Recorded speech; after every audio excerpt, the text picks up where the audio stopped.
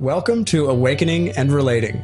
I'm Kayla. And I'm Brad. Join us as we unpack deep awakenings, conscious relating, and further awakening through intimacy.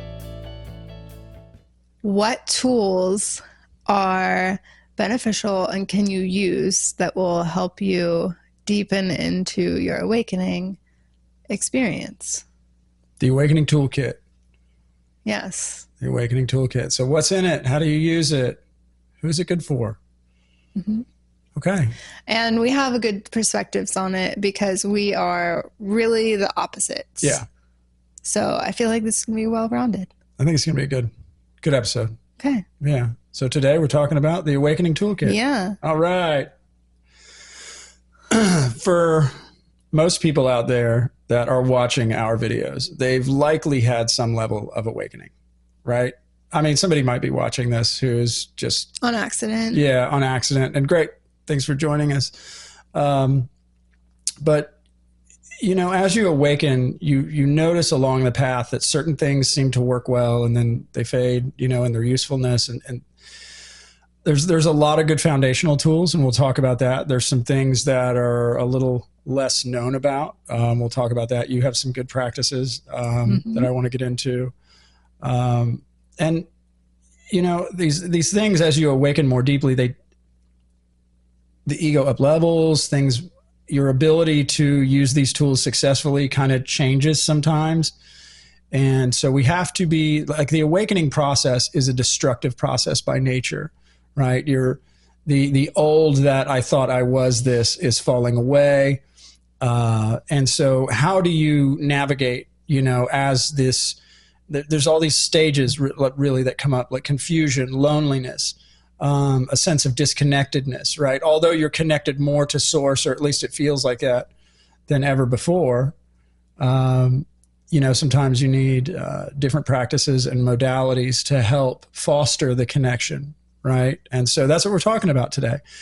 Before we dive into all of that, though, some big news, big news. Right? Okay, we're doing it. Yeah, we're doing it. Okay. Yeah, we're doing it. So Kayla, myself, and some other partners opened up a church. It is official. The church name is Inakawa Conscious Awakening Center. Inakawa Conscious Awakening Center. We're going to start holding ceremony probably sometime latter part of November, early December. We still got a lot of work to do. Currently, we just have a landing page available, but we do have a charitable foundation and a church. There's a total of 6 partners, including you and I, in this venture. And we're doing this because the work's not done. You know, I spent many years at an ayahuasca facility. You spent some years there as well. We have personally experienced a lot through our own growth, and I have seen countless miracles.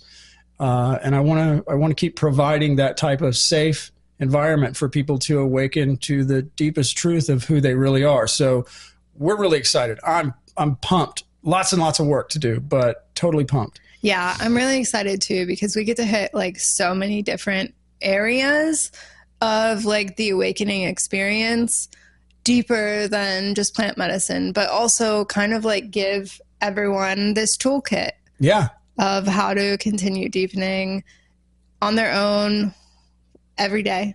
Yeah. Mm-hmm. And I think this dovetails really nicely with what we're talking about today, because our Conscious Awakening Center, Inakawa, by the way, is spelled I-N-E-K-A-W-A. You can actually go look it up right now if you want, inakawa.org or .com. It'll take you to the landing page.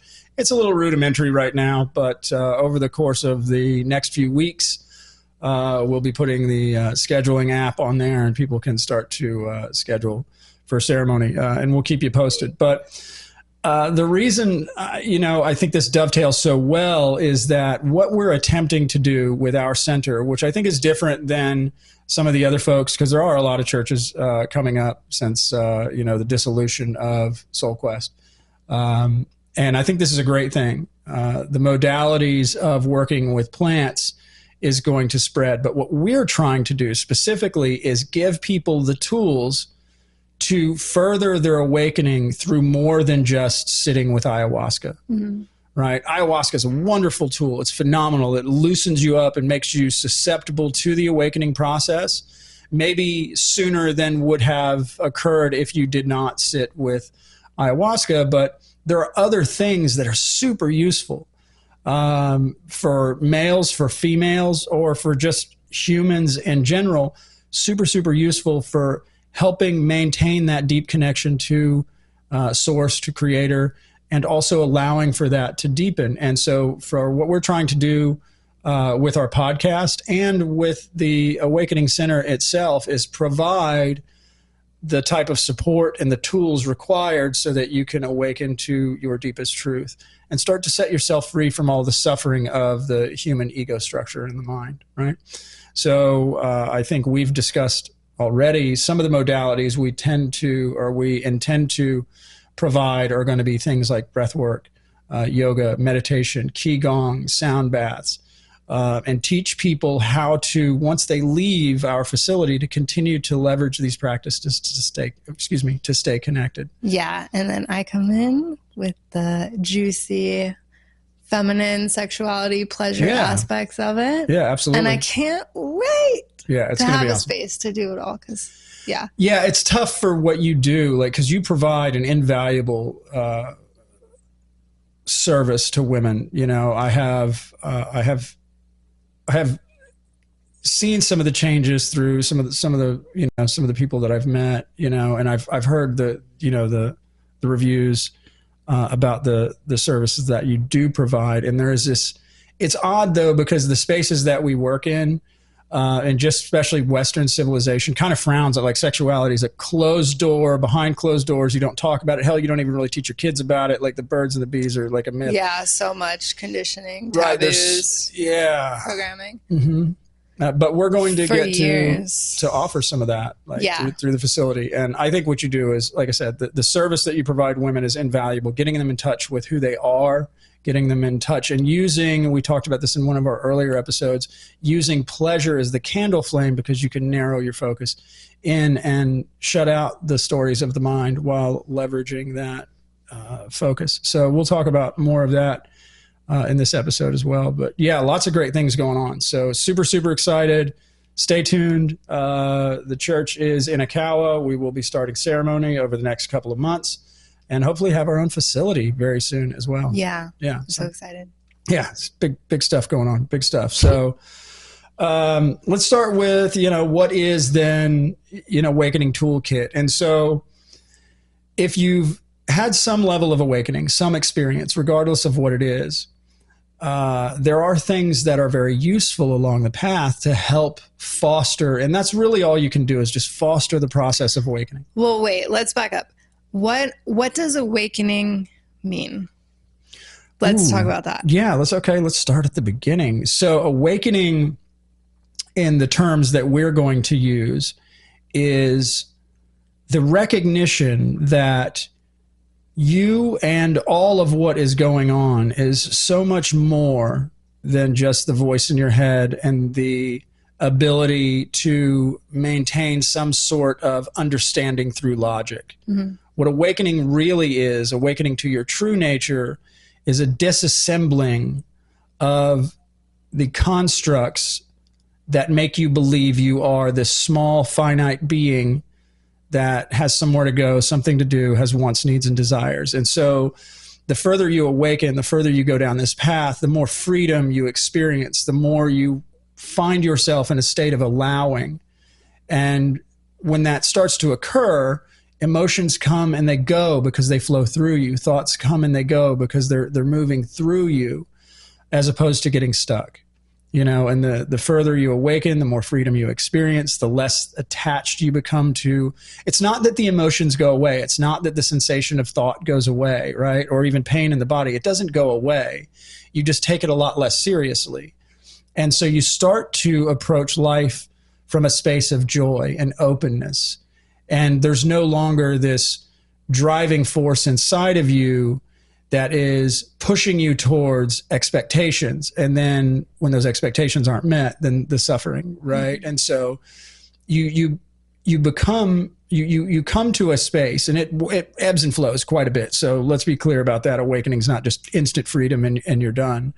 But it brings you into a space where you can be present with what you're doing and who you're with in the situations at hand without getting caught into the stories of the mind or getting yanked around by your emotions. And again, this certain level of freedom that can't quite be defined into words starts to make itself known as the underlying essence of who you are. And so awakening is not finding something new. It's recognizing what you've always been, right? Yeah. So, I think it's important to address that. And I just wanted to get that in here. I do too. Thank you. Because when I first came into like the spiritual communities, there was so many people talking about like, oh, I awakened this year in 2018 and all of this. And at first, like, I didn't really know what it truly meant. So in a way, I was pedestalizing it, thinking it was like some great, like, moment. And even though it kind of is that, it's really just like you were saying, like the recognition and more awareness of the simple, subtle things that are going on. Like it's a lot different than what I first thought it was. Yeah, the mind does this weird conceptualization of what awakening should be, how I should feel, like what I should look like, how I should walk and talk, and how I will address the world. And all of that is just stories, right? Awakening to your true nature is super ordinary. Like it has always been you. It will always be you. It has always been here. And so we seem to, like you said, pedestalize it, right? Because we hear these stories about somebody's awakening and how beautiful it was and mystical, and you could see things and feel things. And sure, like sometimes that comes with it. I have clients that I work with that experience oftentimes some of the mystical side of it. And I have too, but it doesn't always come with that. Sometimes awakening to who you truly are is you just recognize the ordinary, simple nature of I'm here. And it doesn't necessarily always come with that, but we do in our mind. Yeah, we create those stories as to what awakening will be and how it will look like for me. And that's part of the illusion itself. And that's part of where we get caught, right? Because if it didn't happen this way, again, expectation, then did I even awaken? First of all, no one awakens, right? There is no person that awakens. Awakening is the falling away of the person and the recognition of that you've always been this.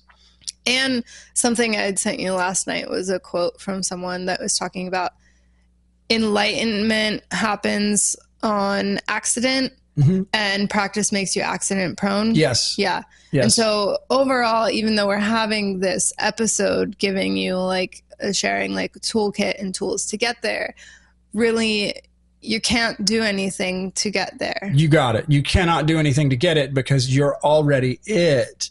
So how could you get something you already have?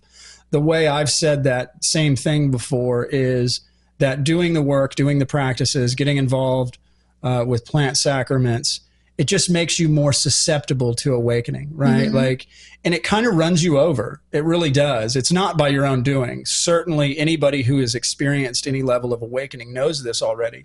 It doesn't come through your will, right? Like we, as ego structures, we use our will to get everything, but awakening is not something that comes through will. It happens randomly, really randomly, and it comes for no apparent reason. But like you were saying, like it happens on accident, but practices will make you accident prone. Similarly, like I said, like doing these practices, just it makes you susceptible. It loosens the grip of the ego in such a way that you may trip, fall, and land face first in awakening, And then the other aspect of it that I get caught in is the trying to think my way through it. Cause I'm like, oh, I'm so smart. Like why can't I make sense of this and push myself there? Yeah. Why can't I use my smart brain to get there? Yeah, you can to an extent, but ultimately it won't matter how smart you are. As a matter of fact, the smarter people are, there's kind of big three that I point out. Like if you're physically beautiful and you know it, because the world tells you that you are and they address you like you are. If you're really, really intelligent, same type of thing. Or if you're a parent, right? These make it more difficult to wake up because those roles, those societal roles that you've taken on, the roots to those run very deep. And so letting go into your true nature is about letting go of all of your roles, right? And so, yeah, if you're smart, it makes it more challenging because like I did this when I woke up too, initially, like I'm going to figure this out. Mm-hmm. And it's funny because now I have friends coming to me like, well, what about this? What about that? And I'm like, you're still trying to figure it out. Yeah. It's already here. You're already it. Like, this is what it looks like showing up as a Kayla. This is what it looks like showing up as a Brad. But it, God, the all, Shiva, Allah, whatever you want to call it, the universe consciousness, it's already doing it. And it's doing you. You're not doing it. And so, yeah, these practices that we're going to talk about today are just making you more susceptible to the awakening, right? Making you more accident prone. So the accidental, showing up of yourself as yourself can occur. Mm-hmm. Yeah. So I'll talk about some of the ones. Do you want to talk about yours first? Yeah. You want to talk about yours first? Okay. So my side of it or how I get to these deeper spaces is very different than what I see most people doing, or maybe they don't realize that they're doing it. I didn't realize I was doing it at first until we actually started talking about it. Mm-hmm. And so I noticed like I was starting to do Pilates, and I've done yoga and Reiki and stuff like years ago, but I never really felt anything. And I kind of quit meditating. And then a couple years ago, I got into movement. So Pilates, and I started dancing and like sensual embodiment and trying to really feel my beingness in the body, just really being with what I'm experiencing. And I noticed that I started going to like that I call the blip moments of like spaces of nothingness. Mm-hmm. And so once we started talking a little more a bit ago, like you helped me realize that, oh, that's what's happening. Mm-hmm. And since I've had the awareness of that's what's happening, I'm able to go into the spaces, and specifically more so it happens to me through pleasure, physical, sensual, sexual pleasure. And so since I have had that realization, I've been doing a lot of work in pleasure states to really strengthen my letting go, surrendering muscles, which it's useful for me during the experience of pleasure. Because at the same time, what's happening is I'm getting out of the mind and deepening into the body. Mm-hmm. And so this is through presence, awareness and presence, and really being with the sensations that I'm experiencing. And what I found is that the more that I can be present with the extreme orgasmic states of pleasure that I'm experiencing, that translates to my ability to remain present outside of pleasure, and more so in like the negative, what we would call negative, or the heavier emotional states. Yeah. And I do this through like breathing, breath, sound, movement, but really, really it all comes down to presence in the body and being able to experience the sensations, kind of like a lot about what you talk about is like observing and just watching, feeling things without clinging to them or letting it cling to us in a way. And so I experience these things. It's almost like, can you be in your body while experiencing pleasure without responding or having that stimulus that we most often do? And this, at the beginning, it was kind of harder for me to rewire my brain and pleasure pathways to be able to do this, because at the beginning, I just wanted the orgasm. So I was constantly chasing, like, the same thing, the same patterns of seeking and wanting more and more and more. And I realized that the more that I chased it, not only did I push it away, but I was also experiencing less range of pleasure than what our bodies are capable of. So the more present that I can be in the sensations as they're peaking without giving into them, Right. then I experience this full range for extended periods of time. It's not quite the peak, but it takes me to like that altered state, higher states of consciousness, those deep awareness where oftentimes like I will fall away. Yeah, you're and not you've seen here. it. Yeah. You've seen it happen to me too. Yeah, it's wild. Like you're not here. Well, and what that is that's the same falling away that you get in meditation when you wind up in what they call the void, right? Mm-hmm. You've just found an amazing way to do it through like maintaining a very direct, intense focus on pleasure itself, which essentially shuts out the mind, right? So there are no stories feeding you about the past or the future or what your day was or what you have left to do. You're hyper present and you're using it through pleasure, which I think is absolutely wonderful, right? What a way to go. But you're really doing the same thing that you would do through meditation. You're just using your focal point differently. Like through meditation, you focus on your breath, right? Yes. Or on a candle flame or whatever. I think I said that in one of the episodes earlier when we kind of figured this out, was that, oh shit, you're using it as the candle flame. And I think that's brilliant for anyone out there who wants to awaken through anything. Pleasure's way better than sitting in meditation, in my opinion. But that's exactly what it is that pleasure becomes the meditation. It becomes the meditation. And I say it's the training ground that is teaching you how to be deeper in your body and be in those deeper states of presence.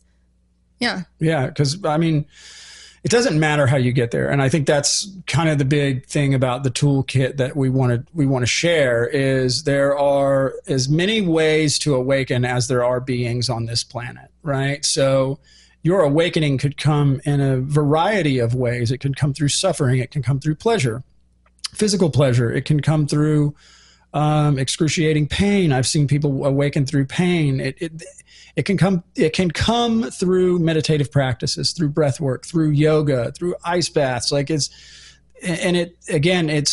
can you make yourself accident prone so that the accidental event of awakening can occur, for you.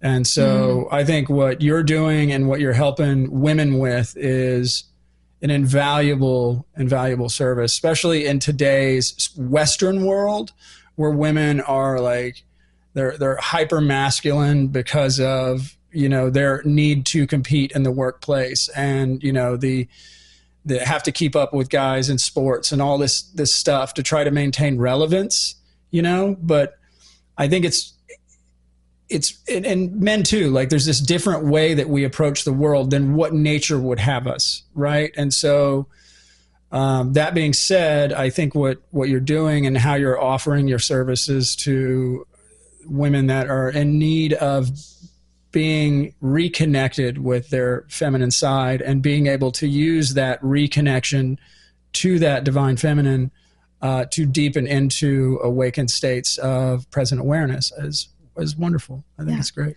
Oh, I'm also doing a free masterclass on this topic, exactly how to do it, how to get there, how I get there. It's October 9th, so almost 2 weeks, but I'll put the link in the description. So if any ladies are interested, come join me. But should be good. It's a really, really beautiful experience. And just to highlight and bring back to you is that, so this is, I call it my way, but it's not really my way. It's just the method that works best for me. Whereas yours is more of like, I say mental, but it's not really mental, but your way doesn't quite work for me. Yeah. And that's okay. That's what I mentioned when I was talking about, that there's kind of an infinite number of ways to awaken. So Lauren and I also do a live stream every other Monday, and we talk about the same thing over and over, but we're trying to find different ways to point to the one thing that always is, because what unlocks that final, like what key unlocks that final lock for somebody to, and experience themselves as pure awareness is different, right? Your way through pleasure is phenomenal, right? But it's not going to work for everyone, but it'll work for a lot. Just like meditation won't work for everyone, but it will work for a lot. And so whatever method works best for you. And I suggest to everybody to try out lots of different modalities, but do so while letting go of the expected result. Because if you sit in meditation and you expect to awaken, you're likely not to, because of the expectation itself, right? The same thing is going to be true about what practices you offer to women, right? To have an expected, I did X, Y, and Z, I expect and demand this result, or else, that's going to put you in you're just back in the illusion, right? You're back in the game of cause and effect. Yeah. You definitely have to be ready at some level. You have to be ready at some level to experience it, but it's different than a ready, like, I'm ready. It's like, right, deep internal readiness that you may not even be aware of. Right. It's intuitive. And that's why, when we talk about things like, sacraments that are in the plant community, the plant-based stuff, a lot of people get a calling to ayahuasca. They feel like they're called. And I think the same thing is true about a lot of the modalities that are out there. Like, what do you feel called to? What intuitively feels right? Right. If you sit in meditation for 2 weeks and you don't feel, or a month, and you don't feel like you've got much out of it, have you tried breath work? Have you tried sound baths or binaural beats? Have you tried these other modalities that might just be, more of a master key for you? And sometimes it's multiple modalities, so I've had vast experiences doing yoga while also simultaneously doing Wim Hof hardcore deep breath work exercises, and then bloop, like you say, blip out, and then come back 2 hours later, like, wow, that was, what a ride, and been out of the body and off through the universe and transcending space and time. And it's beautiful, right? But sometimes it's the combination, but ultimately it's a letting go. And so again, what we're talking about is putting your ego in such a way that it's gripping on a little less tight, right? And so if you can get that grip loosened up, you're more likely, again, that accident prone slip and fall and land face first into awakening, which is already here. But, we have to talk about it certain ways. The toolkit is something that I think you should, as an individual, if you truly are working to awaken more deeply, to play around with. Create your own. Create your own. Be flexible. Again, awakening's not for a specific group of people or somebody that's chosen. It's for everyone, and anyone can wake up at any time. Ultimately, when you wake up, that time will be now. So, if you want to, feel free, go ahead and wake up now. But that said, for a lot of us, we need a little bit of, prying loose this kung fu grip of the ego structure on what it calls its reality. And so for me, what worked really, really well in the beginning, of course, my awakening came very abruptly. It was kind of an instant boom into samadhi type of scenario. But as I came out of samadhi, meditation was very, very effective. I meditate lightly right now. I need to lean more back into that because it is useful.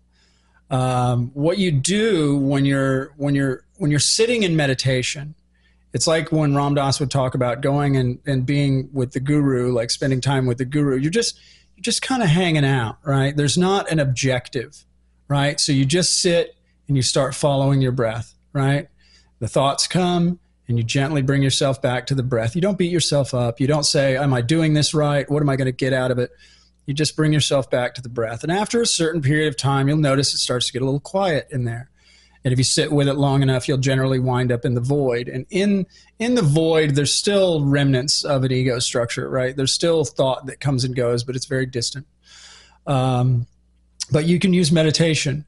There's lots of different types of meditation. I'd suggest, I don't know all the types, so I'd suggest if somebody's interested in meditation, go out there and just kind of play around with some of the meditative practices that are available. I would like to point out, though, that binaural beats are very effective. I used those very effectively early on. Binaural beats you can find all over YouTube, and I'm sure on Spotify now and other places. But what they do is they play two different tones, and you have to use a headset, but they play two different tones. Let's use, for example, 100 hertz and then 105 hertz. So the difference in those two tones makes like a warble in your head, and you can hear it. It's weird because you can't hear 5 hertz, like the human ear can't hear 5 hertz, but it can hear those tonal differences, and it creates a beat. And you can see it when they hook people up to these kind of brain scan, these brain monitor devices, you can see it lowering your brainwave state. And so that's essentially what you're doing with a good meditative practice is you're lowering your brainwave state into something closer to delta or theta.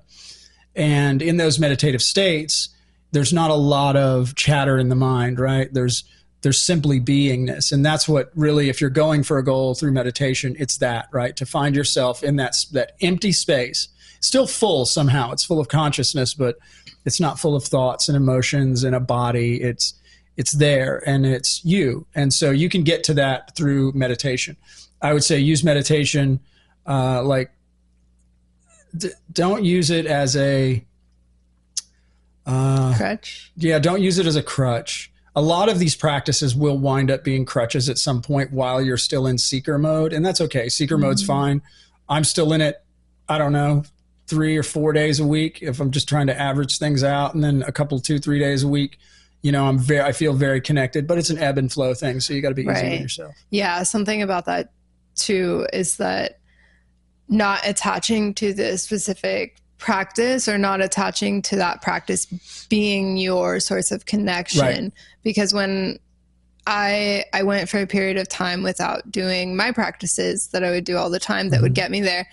And it was like, we tell ourselves this story that we're losing connection because we're not doing them. Yeah. But the connection is never lost. Right. It's gone. Just almost clouded by all of the other things going on. It is. It's the veil, right? And that's why some esoteric teachings talk about the veil, because it really is like you're looking through the world through like colored glasses or something. And the color of the glasses is irrelevant. You don't recognize it because it's all you see, right? And then when you take it off, that's clarity, right?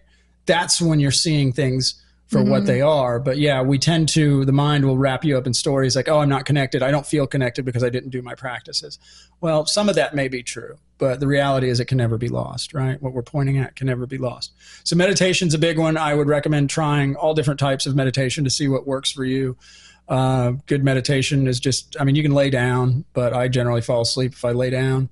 But if you just sit up and sit for 20 minutes every morning for a couple of weeks, I think you'll notice the difference. Anybody will notice, even if it's just from a 3D world perspective, like, I feel a little bit better. I'm a little more energized. I don't, I'm not so edgy. Breath. Breath. Not even breath work, but just, I guess it's considered breath work. Well, it is like just following the breath. Yeah. Just slowly following the breath. But breath work in itself, I have had some pretty wild experiences doing some breath work. There's so many types of breath work available. There's like breath of fire. There is just standard Wim Hof style breath work. There's holotropic breathing, shamanic breathing. Lots of different ones out there, and feel free to play around with any of these. I will tell people that if they're interested in something, say like holotropic breathing, for example, I personally have never made it through the breakthrough zone. I get to about 15 minutes and, hands go crab claws and stuff because you're really pushing yourself through a hyperventilated state. And it gets very psychedelic. But with holotropic breathing, you're supposedly to lay down and you do these deep breaths that are just, they look like this. They're just,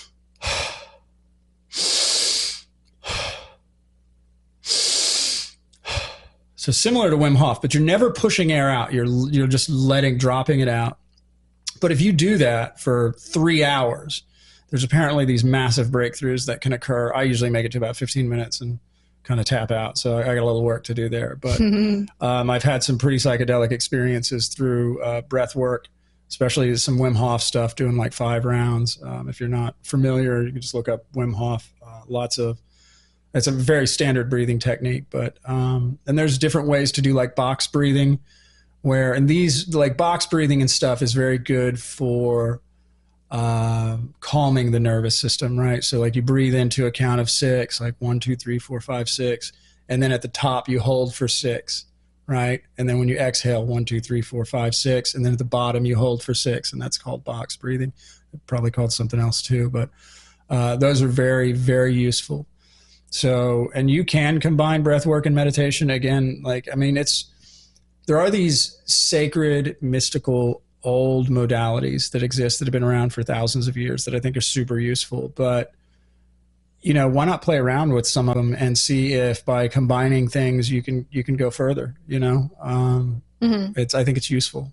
And incorporating breath into pleasure too is yeah. way more. Yeah. Ding. Yeah. Yeah. Ding. Yeah, for sure. So let's see, we've talked about using pleasure as a doorway in through the hyper focus. You can use that same hyper focus in a sit-down meditation by focusing on your breath and just gently bringing yourself back, which I'm sure you do through the pleasure practice too, right? Because your mind will still wander and you bring yourself back to the pleasure. Right? Yeah, especially the breath. Focusing on the breath is good because what we often do a lot is hold our breath, stop breathing. Yeah. And we don't realize it. So bringing that mindfulness in, like, am I breathing? And you're like, oh, okay, let me focus on breathing. Yeah. Bringing you into the body just a little more. Yeah, absolutely. So breath work is very, very useful. We talked about using pleasure as a focal point. You can use your breath as a focal point. Pilates, yoga, Pilates movement. and yoga, yeah. I'm a big fan of body-based modalities for women. Yeah, absolutely. And like ecstatic dance, I've been involved in some, you and I have been to some festivals and like you just go dance and you just keep dancing and there's a release in the dance itself, so ecstatic dance can be a beautiful way to deepen into the body and experience more presence of beingness right there, just letting go, right? Literally dancing like no one is watching. I have some friends that do this, which is brilliant when you get somebody whose dancing abilities are a little, but they let go anyway. It's awesome. Right, because that's what it is can you let go of all the mind thoughts? Am I being judged? How do I look? Yeah. Do I look cool? Do I look, whatever the thing is, do I look good while I'm doing this? But letting go into an ecstatic dance can be very, very useful as well. What else? I think plants, like we've talked about this a million times. Yeah, but plant. Like the ayahuasca, even psilocybin, there are various different options. And when you're sitting with any of these things, and none of what we're doing here is telling people to go out and do any substances, right? So I just want to be clear about that. But if you do choose to, and you sit with any of these different modalities that are kind of in the, the plant world, it's still about letting go. And what the plants or the substance or the psilocybin or the fungus, whatever you're sitting with, is allowing you to do it's the same thing about making yourself susceptible to the awakening, right? Making yourself accident prone. This is just a really good way to do it through plants because it kind of peels your fingers off that ledge one at a time until you don't have anything left to hold on to, right? So, yeah. So get your toolkit in order. Right. If you want to awaken more deeply, get your toolkit in order and play around with the modalities out there that exist. Right. Play around with yoga. Yoga's phenomenal. I've had huge releases through yoga. One of my biggest releases experiencing past lives was through a yoga routine. I was doing some Kundalini yoga practices. And they really, they like, if this is your lower spine right here, they really crank you forward and backwards and it's pumping that lower spine and hitting the vagus nerve and trying to get that fluid pulled up so you can have experiences, and so all of these things are very useful. I recommend people get out there and try out different types of meditation and try out, different yoga routines, dance, get out and dance, like turn on some good music and dance. Yeah. And there's no one way. No. What works today might not work tomorrow. And that's the fun part of it, is that you kind of just get to experience and have fun with it. Yes, I'm glad you pointed that out because what works today doesn't always work tomorrow is a real statement that should be taken to heart on the awakening journey to begin with. Is for a time, like meditation was my go-to. I'd meditate like 10 hours a day. Like it was a lot of meditation. I'd just lock myself in a room and go for it. And then at a certain point, like I would just sit there. That's what happened with me in meditating. Yeah, I would just be sitting there and I'm like, I've been here for 2 hours. Yeah, because as you start to evolve yourself, your experience with the modalities shift. Yes. And so it's not that you're outgrowing them or anything like that. It's just that you're kind of morphing into something else that will better be work for you. Right. I think you said that well enough. Yeah, Okay. I get it. Yeah, so something might work better in this particular instance.